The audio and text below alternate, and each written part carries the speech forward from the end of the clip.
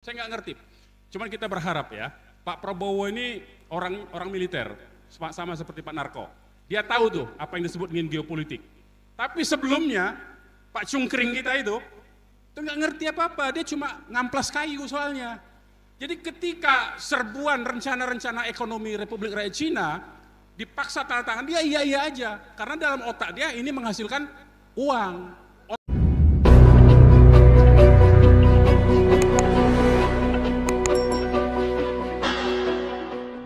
Kondisi kita ini begini sekarang nih. Secara ekonomi kita ini dijajah dengan sistem ekonomi neoliberalisme. Neoliberalisme itu adalah liberalisme gaya baru. Kalau dulu langsung perusahaan-perusahaannya melakukan perdagangan. Nah kita lihat zaman Belanda. Zaman Belanda itu sebetulnya Hindia Belanda itu VOC itu okay. Jadi zaman Belanda itu VOC langsung berdagang dengan kerajaan-kerajaan Nusantara. Ini sebelum bicara Hindia Belanda nih. Langsung berjaya dengan Kesultanan Banten, dia sewa tanah tuh, nggak besar-besar sewa tanahnya. 2 hektar, 3 hektar. Ngomongnya untuk apa? Untuk tempat gudang mereka. Sama persis sekarang. Perusahaan-perusahaan itu cuma bedanya kalau dulu VOC langsung menyewa dengan sultan-sultan Nusantara, kalau sekarang mereka nyogok para pejabat yang gila duit itu. Itu aja bedanya sebetulnya, ya. Jadi ekonomi neoliberalisme itu sekarang dia menggunakan cara baru, cara-cara liberalisme. Jadi liberalisme itu sudah lama, ya, kapitalisme neoliberalisme. Kemudian secara politik kita itu masuk dalam perangkap sebuah geopolitik. Apa itu geopolitik? Geopolitik itu kondisi negara lain yang ingin mencaplok, istilah bahasa ilmu sosialnya itu Lebensraum. Lebensraum itu wilayah hidup. Jadi sebuah negara itu nggak bisa dia ekonominya cuma berputar di dalam negaranya sendiri. Dia membutuhkan negara-negara lain untuk menghidupkan ekonomi negaranya. Contoh konkret, Cina nggak bisa bangun mobil listrik kalau tidak disuplai nikelnya dari Sulawesi. Nah itu Lebensraum namanya. Ya. Itu Lebensraum namanya. Jadi wilayah hidup, ruang hidup. Jadi sebuah negara, kita bicaranya konteksnya negara ya. Jangan bicara individu-individu, kalau bicara individu-individu nggak selesai kita. Jadi kita bicaranya itu konteksnya melihat tuh konteks negara, imperialisme itu konteksnya negara. Sebuah negara, supaya negara itu bisa eksistensinya ada terus-menerus, dia membutuhkan negara-negara satelit sebagai sumber untuk mensuplai kehidupan dia. Tadi saya contohkan, pembuat baterai untuk kendaraan listrik itu nikelnya dari Indonesia, dari Sulawesi. Untuk minyak Amerika, emas Amerika, suplai emas Amerika itu ngambilnya dari Indonesia. Nah itu disebut Lebensraum. Itu harus paham tuh bapak-bapak. Jadi nggak bisa kita cuma mikir kita sendiri, itu nggak bisa, makanya kita terus memikirkan, lihat aja. Nah Indonesia itu tidak punya doktrin seperti mereka. Nah Cina itu punya, Amerika itu punya. Kalau Amerika itu punya doktrin namanya Pax Americana. Ya, Pax Americana itu apa? Bahwa semua negara selain Amerika itu adalah hanya negara-negara satelit untuk suplai sumber daya, bahan baku, dan tempat memasarkan produk Amerika. Itu Pax Americana. Dan harus supaya sumber-sumber bahan bakunya itu terjaga, harus dijaga oleh militer Amerika. Makanya Amerika bikin ratusan pangkalan militer di luar negara Amerika. Itu namanya Pax Americana. Nah sekarang Cina bangkit. Cina itu punya doktrin sekarang, obor. Bukan obor yang nyala itu. Obor itu One Belt, One Road. Atau BRI. Belt and Road Initiative namanya. Apa? Sama seperti Amerika. Cina itu sudah punya rencana global, seluruh dunia, 5 benua, jadi dari wilayah paling ujung timur, yaitu Indonesia, bahkan dia sudah masuk ke Papua Nugini, Fiji, segala macam, ya.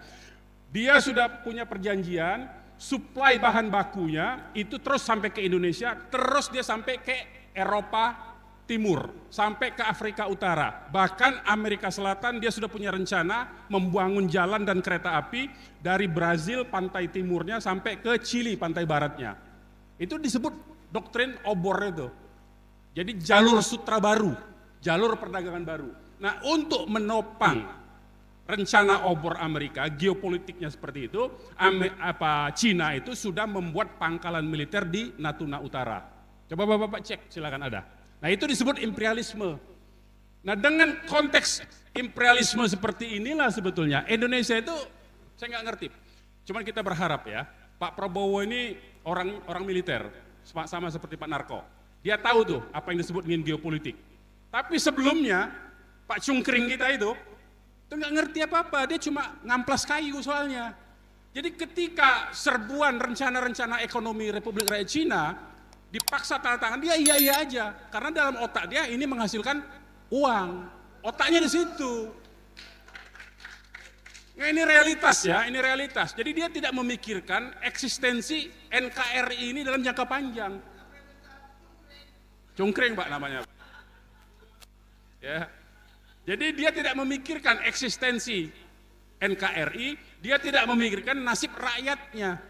Yang dia pikirkan dengan adanya tanda tangan dengan berbagai macam peraturan perundangan yang dia buat, dia ubah-ubah. Dulu orang asing tidak boleh memiliki hak di Indonesia, hak rumah, hak tanah. Sekarang sejak tahun 2022 melalui peraturan pemerintah, dia izinkan Pak, hak guna bangunan boleh dimiliki oleh orang asing. Makanya yang di PSN, di koloni-koloni yang dibuat itu pakai HGB, bukan pakai hak milik. Ya. Nah, jadi ini rencana yang tidak dipahami oleh mayoritas penyelenggara negara. Kalau kita kan rakyat ini ikut aja sebetulnya kan. Cuman karena penyelenggara negaranya, pejabatnya dalam konteks ini tidak memberi paham kepada rakyatnya, tidak mencerdaskan, malah membodohi, maka terjebaklah kita Indonesia itu dalam konteks politik imperialisme negara lain. Jadi kacung negara lain lah bahasa kasarnya itu. Nah, sementara budaya, secara budaya kita nih kalau budaya orang per orang, kita itu diserbu dengan budaya hedonisme, dengan budaya individualisme, dengan budaya oportunisme. Ya, sehingga kita tuh cuma mikirin, dipaksa untuk cuma mikir diri kita sendiri. Tidak memikirkan umat kita. Dipaksa untuk begitu. Inilah yang sebetulnya yang sedang menjebak Indonesia ini dari segi ekonomi, dari segi politik, dari segi budaya, ya. Baik. Nah, jadi kalau negara ini diselenggarakan dengan benar sebetulnya, kerangkanya begini. Jadi negara tadi itu, ideologi itu bisa disebut doktrinnya, ya. Doktrin politiknya itu apa? Indonesia ini. Indonesia ini nggak punya doktrin ini. Mau apa tuh nggak jelas Indonesia ini, ya. Bukan negara agama, bukan negara sekuler, akhirnya jadi negara bukan-bukan. Ya kan dia nggak ngaku Indonesia bukan negara agama, tapi nggak mau juga dibilang negara sekuler, akhirnya negara bukan-bukan. Nah, jadi dia nggak punya itu konsep ini tuh nggak punya Indonesia itu. Mau apanya itu nggak punya. Ada dalam bentuk tertulis pembukaan Undang-Undang Dasar 45 di alinea keempat tujuan bernegaranya, tapi tidak dijalankan, dilupakan. Mencerdaskan kehidupan bangsa, melindungi segenap tumpah darah, nggak dijalankan. Begitu jadi pejabat dijual semua aset negara ini, ya. Nah, ini nggak punya. Jadi kalau yang benar tuh sebetulnya ini dia punya ideologi, punya konsep, punya doktrin. Kemudian doktrin dia itu dipaparkan, substansinya diterjemahkan melalui metode melahirkan kebijakan negara di bidang ekonomi, keuangan, industri, kesejahteraan rakyat dan polhukam sebetulnya. Nah, ini tidak jalan nih yang begini nih. Karena dia tidak pakai konsep.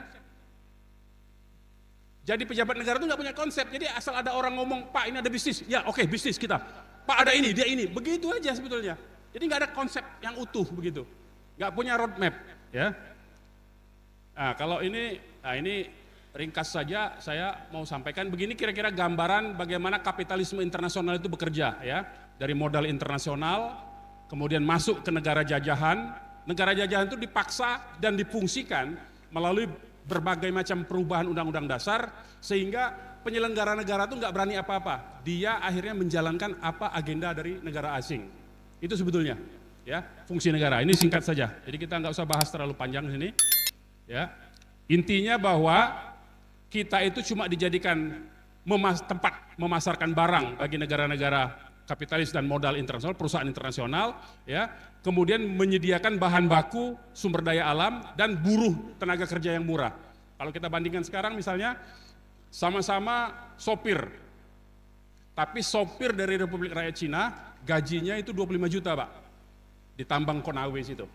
Di Indonesia gajinya cuma 6 juta nggak nyampe itu. Jauh kan? Nah begitu memang dipaksa begitu. Ya. Jadi kira itu gambarannya. Nah sekarang kondisi kita ini sekarang lebih teknisnya ini yang menguasai Indonesia itu oligarki, bandar politik, ya. Jadi semua siapapun calon, baik itu dalam pilpres, dalam pemilu legislatif, dalam pilkada, itu semua ada bandar politiknya. Pasti minjem duit dia.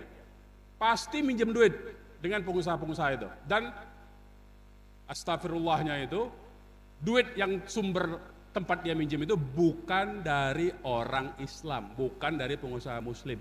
Rata-rata dari orang lain, Cina, kafir. Bahkan langsung. Dan itu saya ngalami soalnya. Saya tahu tuh ada teman-teman saya yang main begitu. Jadi dia jadi penghubung dengan pemodalnya. Itu prakteknya sudah terjadi itu. Padahal tingkatnya tingkat bupati, tingkat wali kota, tingkat gubernur. Ya. Nah, makanya ketika dia jadi pejabat, nggak mungkin nggak korupsi, nggak mungkin dia nggak balas budi. Nah ini, itu badut politik namanya. Ya. Kemudian ada preman-premannya, yang seperti terjadi di kawasan PIK 2 itu. Ya, preman-premannya dibayar, orang-orang kita juga dibayar, tapi untuk melindungi kepentingan dari si bandar politik ini. Ya. Nah ini kondisinya. Jadi sekarang kita itu dikendalikan oleh state corporate crime. Jadi negara kita ini, apa yang dimaksud dengan state corporate crime? Ini saya pinjam istilahnya Pak Suripto ya, senior kita dalam pergerakan ini. Apa itu state corporate crime? State corporate crime ini negara menjalankan agenda dari perusahaan swasta, ya, dan itu pasti menindas rakyatnya. Nggak mungkin tidak menindas rakyatnya, ya, pasti menindas. Melalui siapa? Melalui aparat penegak hukumnya, aparat penyelenggara negaranya, maupun melalui berbagai macam sebaran informasi hoax begitu, ya. Ini yang berbahaya tuh. Nah, jadi ini sebetulnya makalah saya waktu diskusi soal Rempang, saya langsung saja ke masalah PIK ini ya. Jadi di PIK itu ada kondisi, jadi perlu di-clearkan dulu ya. Ini baru beberapa hari yang lalu Erlangga Hertanto, Menteri Koordinator Perekonomian, itu menyatakan PIK 2 bukan PSN. Itu ada pernyataan resminya. Nah karena PIK 2 itu bukan PSN, itu berarti PIK 2 itu proyek swasta. Karena dia proyek swasta berarti harus pelepasan hak rakyatnya itu harus berdasarkan kesepakatan. Orang tua kita telah memberikan cintanya tanpa pamrih, yuk balas mereka dengan kebaikan abadi, yakni dengan berwakaf Al-Quran atas nama mereka. Wakaf sekarang, pahala selamanya. Tidak boleh uangnya diancam kalau ada orang yang tidak mau melepaskan tanahnya, itu diancam nanti tanahnya, uangnya dititipkan di pengadilan dengan konsinyasi, itu bisa. Karena dia proyek swasta jatuhnya. Kalau dia proyeknya pemerintah, itu memang uangnya dititipkan di pengadilan. Ya, rakyat banyak yang menyerah kan, ketakutan uangnya di pengadilan, dititipkan. Nah, sekarang Erlangga sudah ngomong, ada penyeluduran hukum, PIK 2 itu bukan PSN. Sebetulnya sekalipun dimasukkan PSN pun itu tidak bermasalah, tidak dibolehkan. Kenapa? Yang namanya proyek strategis nasional itu artinya proyek milik pemerintah, milik negara. Dia dibiayai oleh negara, dan dia bisa diakses oleh rakyat semua. Sekarang pertanyaannya, sekarang ini kan kita ini bagian dari hegemoni ya. Apa yang dimaksud dengan hegemoni? Misalnya tol. Kita anggap tol itu seolah-olah itu proyek milik negara. Padahal tol itu dibangun duitnya oleh perusahaan swasta. Pertanyaannya sekarang, orang yang masuk jalan tol bisa nggak kendaraan roda 2? Nggak bisa, hanya roda 4. Ada orang punya kendaraan roda 4, tapi nggak punya duit, bisa nggak masuk tol? Nggak bisa. Berarti itu swasta, karena hubungannya itu hubungan dagang. Kalau yang disebut PSN, itu dibiayai oleh APBN, bisa diakses oleh siapapun, tidak mengenal perbedaan seperti tadi, dan tidak harus bayar, gratis Pak. Warga negara itu semua punya hak untuk mengakses kalau yang disebut dengan proyek strategis nasional. Tapi kalau masuk PIK 2, itu diperiksa, nggak boleh itu. Kalau bukan penduduk nggak bisa, kalau bukan penghuni nggak bisa. Kemarin aja ada TV One, ada video beredar kan, TV One mau masuk, diusir tuh. Berarti kan dia bukan punya negara itu, punya swasta itu. Dan itu bukan proyek negara. Nah, jadi itu nggak boleh. Jadi itu ada penyeluduran hukum. Jadi sekalipun dia disebut PSN, tetap tidak boleh. Apalagi sudah dikatakan oleh Erlangga, dia PIK itu bukan PSN. Jadi jangan lagi nyebut PSN PIK 2, bukan. PIK 2, PSN yang mana yang PSN? PSN itu dalam peraturan Menteri Perekonomian itu disebutnya proyek ekoturism, pariwisata saja, bukan pemukiman, pariwisata. Jadi negara, nah salahnya di mana? Jadi sekalipun PSN dia tetap salah. Salahnya di mana? Itu hutan mangrove. Hutan mangrove itu punya negara, punya rakyat, tapi diberikan ke swasta untuk ngolahnya. Sah nggak? Nggak sah. Berarti itu dapat gratis dia. Rampok, bukan lagi maling itu. Kalau maling itu diam-diam, ini rampok terang-terangan dia. Nah, hutan mangrove diberikan kepada swasta oleh negara secara gratis, imbalannya itu hutan mangrove dibuatkan tempat wisata, adalah tempat hiburannya, adalah tempat sirkuitnya, itu rencana awalnya. Tapi tidak ada pemukiman. Nah, PIK 2 ini nambah-nambah. Yang di sebelah lokasi di hutan mangrove itu, di sebelahnya yang diklaim sebagai tambak, sebagai sawah dan tanah rakyat itu mau dibikin perumahan semua. Mulai dari Kosambi situ sampai ke Serang sini sebetulnya. Itu bukan lagi proyek strategis nasional, itu pemukiman, itu koloni namanya. Dan isinya bukan orang Indonesia, itu yang menjadi masalah. Isinya orang Cina, karena iklannya bahasa Cina. Iklannya bahasa Cina, saya bisa tunjukin filmnya nanti, saya sudah kirim ke panitia, nanti silakan panitia diputar ya. Itu iklannya bahasa Cina, jadi nggak mungkin itu diperuntukkan untuk warga negara Indonesia. Jadi memang sengaja mengundang penduduk Republik Rakyat Cina untuk dipindahkan ke sini, dan jumlahnya ada di 37 titik di seluruh Nusantara, di seluruh Indonesia.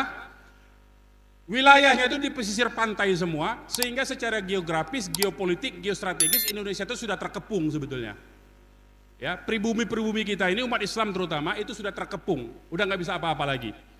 Ya, nah itu yang pertama masalahnya tuh. Ya, seolah-olah PIK 2 itu adalah PSN, padahal PIK 2 itu proyek murni perumahan, tidak ada kaitannya dengan proyek negara. Jadi artinya sejak sekarang rakyat yang ada di Kosambi dan macam-macam itu kecamatan itu boleh mengambil kembali tanahnya. Kenapa? Kenapa?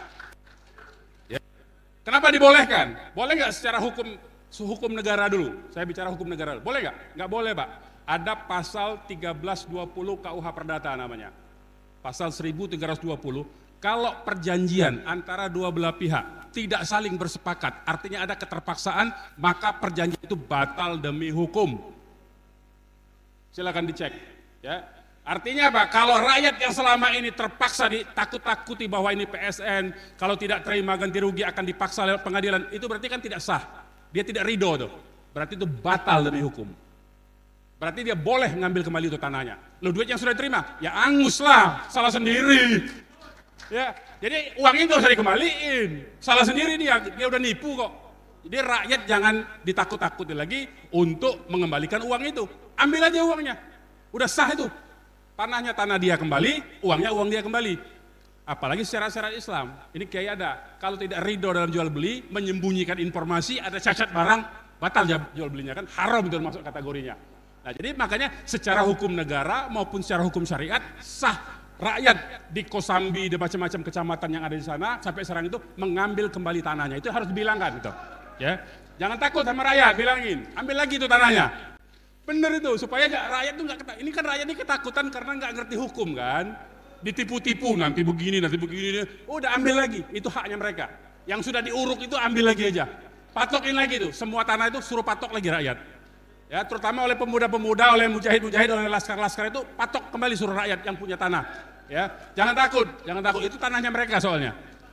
Karena apa? Karena mereka rakyat itu dipaksa karena sudah diinformasikan lewat informasi hoax itu, seolah-olah PIK itu adalah PSN kan, itu nggak boleh itu ya. Kemudian ada pemalsuan dokumennya di mana? Yaitu lurah kohot yang bikin sertifikat di laut itu pasti dokumennya patut diduga kuat itu dokumen palsu, karena ada teknologi ya, ada teknologi sekarang baru 2 hari yang lalu di TV One keluar, ahli pencitraan satelit geospasial namanya, itu mencitra satelit wilayah yang dikatanya itu sawah dan tambak, nggak pernah itu jadi daratan. Sejak dari dulu sudah lautan itu Pak. Sejak dari dulu sudah lautan, sejak dari tahun 73 ada datanya, itu sudah saya kasih juga itu datanya. Nanti silakan disebar aja. Sejak tahun 73 itu sudah lautan. Jadi bagaimana tahun 80 ada itu seolah-olah tambak dan sawah. Ini penipuan namanya kan. Nah kalau penipuan ya tidak sah itu. Berarti itu ada dokumen palsu. Harusnya lurahnya itu diseret ke penjara, bukan pengadilan, penjara itu langsung. Ya. Jadi nggak boleh itu lurahnya selama ini sok-sok menyatakan itu karena memang orang rakyat nggak ngerti hukum soalnya. Ini rakyat harus disadarkan, harus dikasih tahu itu. Itu logikanya. Nah katakanlah kita ikuti logika mereka. Logika mereka menyatakan seolah-olah itu ada tambak, ada sawah dulunya. Kita ikuti dulu. Bapak, Ibu, kalaupun ada tanah kita, ini tanah misalnya, saya bicara konteks gunung misalnya. Ini ada tanah, ini jurang, tiba-tiba tanahnya ambles, longsor. Berarti tanahnya hilang kan? Itu haknya ikut hilang Pak, secara hukum. Sama dengan laut, ini batas laut. Katakanlah tadinya batas lautnya di sini. Ada sawah, ada tambak, katakanlah. Kemudian jadi laut, hilang itu surat-suratnya itu nggak berlaku lagi. Kenapa bisa diproses jadi sertifikat? Nah ini yang sebetulnya, jadi mau ikuti logika mereka tetap salah, apalagi ikutin hukum. Secara logika mereka saja udah salah. Jadi tanah yang sudah kehilangan itu otomatis haknya hilang. Suratnya menjadi tidak berlaku. Apalagi memang tidak ada tanahnya, berarti dia bikin surat palsu kan? Nah berarti itu pidana itu. Mestinya polisi itu mengusut itu. Mestinya polisi mengusut itu, bukan polisi malah nakut-nakutin rakyat, ya. Nah, intimidasi sekarang ini, terjadi intimidasi, perampasan tanah, kekerasan, banyak yang dipenjara tuh, saya dengar-dengar. Kalau apa-apa ditakutin, kalau ada foto dengan Pak Dido, ditangkap, dia panggil kantor polisi, kemudian ditakut-takutin sehingga dia ngelepasin tanahnya. Banyak kejadian itu. Ya, nanti Pak Narko dengan Pak Marwan dan kawan-kawan nih banyak cerita yang di sana, ya. Jadi itu yang terjadi di konstruksi masalah. Nah sekarang tadi saya katakan menurut Undang-Undang 5 tahun 60 tadi itu. Menurut undang-undang ini sebetulnya tanah itu punya fungsi sosial. Jadi kalaupun kita punya tanah, beli tanah, di belakang kita ada tetangga kita, nggak punya akses masuk ke tanah yang belakang. Ada fungsi sosial, kita harus memberi jalan kepada tetangga kita. Nah di PIK ada nggak begitu? Malah diusir kan? Malah diusir, malah jalan negara diambil alih oleh perusahaan, oleh korporasi, oleh Agung Sedayu Group. Nah ini yang sebetulnya pelanggaran hukumnya. Jadi banyak sekali sebetulnya pelanggaran-pelanggaran hukum ya. Kalau di ini ada tentang tanah musnah di pasal 34 tuh tentang hak guna bangunan, tanah musnah itu ada salah satunya itu ya. Tanah itu hapus, hak guna usaha, hak guna bangunan hapus karena apa? Salah satunya huruf F-nya itu tanahnya musnah. Kalau tanah daratan jadi laut itu kan musnah. Kalau dari tanah kemudian longsor nggak ada tanahnya lagi itu namanya musnah. Berarti itu sudah tidak punya hak. Suratnya menjadi otomatis tidak berlaku lagi. Otomatis tidak berlaku. Nggak perlu pakai ini. Otomatis tidak berlaku itu. Ya. Nah jadi itu yang sudah diumumkan kemarin. Jadi saya kira kalau untuk Rempang itu tanah terlantar. Jadi kalau bedanya di kasus Rempang, kalau di PIK ini tanahnya jadi laut.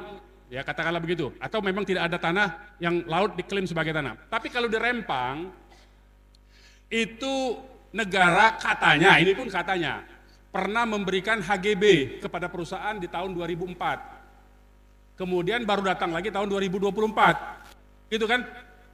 Tahun 2024 baru rame lagi kan Rempang kan? Sebenarnya tanah itu 2 tahun tidak kita olah, untuk hak guna bangunan, untuk hak guna usaha. 2 tahun tidak kita kerjakan, 2 tahun tidak kita olah, tanah itu hilang hak kita. Jadi hati-hati yang pegang HGB itu. Hilang tuh tanah. Jadi harus diolah. Prinsipnya seperti syariat Islam itu, tanah itu harus dihidupkan. Nggak boleh tanah itu ditelantarkan. Tanah itu harus dihidupkan, diproduksi. Apakah itu peternakan, apa itu pondok pesantren, apa itu ada kebun, harus diusahakan. Ya, tidak boleh tanah disimpan. Nggak boleh. Nah itu sama undang-undang pokok agraria itu begitu juga. Jadi dia mengambil prinsip dari syariat Islam juga sebetulnya. Jadi nggak ada perbedaan sebetulnya. Jadi kita itu punya dasar, umat Islam itu punya dasar sebetulnya. Dalam konteks menggunakan undang-undang yang ada ini tidak ada perkembangan. Ya.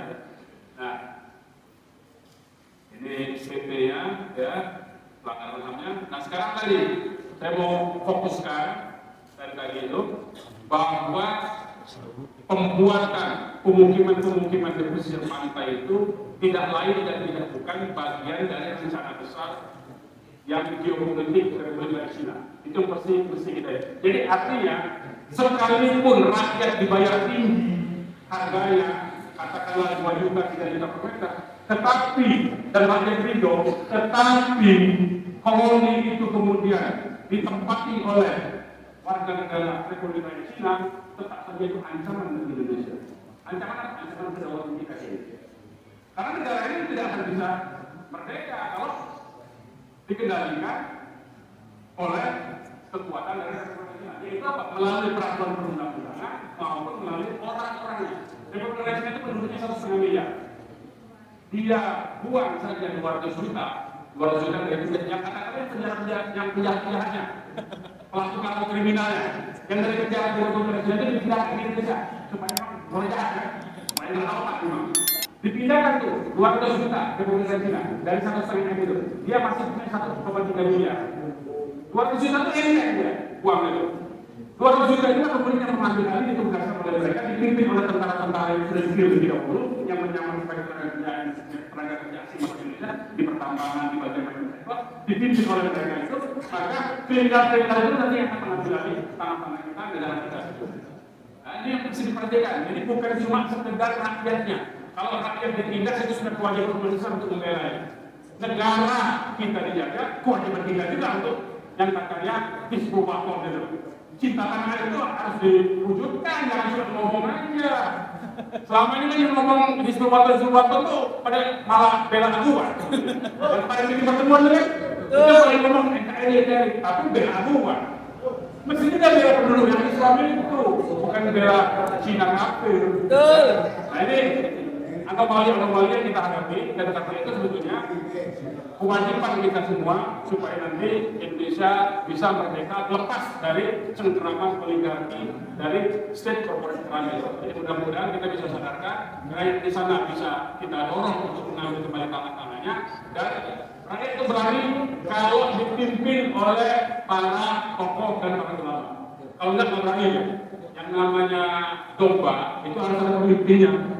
Pemimpinnya inilah tokoh agama, kiai-kiai, ustaz-ustaz. Jadi kalau memang masyarakat di sana belum siap, tolong kirim ke sana ustaz-ustaz muda, anak-anak santri-santri kita, kirim untuk menyadarkan cara berpikirnya, bahwa di sana ada hak mereka, bahwa mereka itu dizolimi. Kirim ke sana bidik mereka.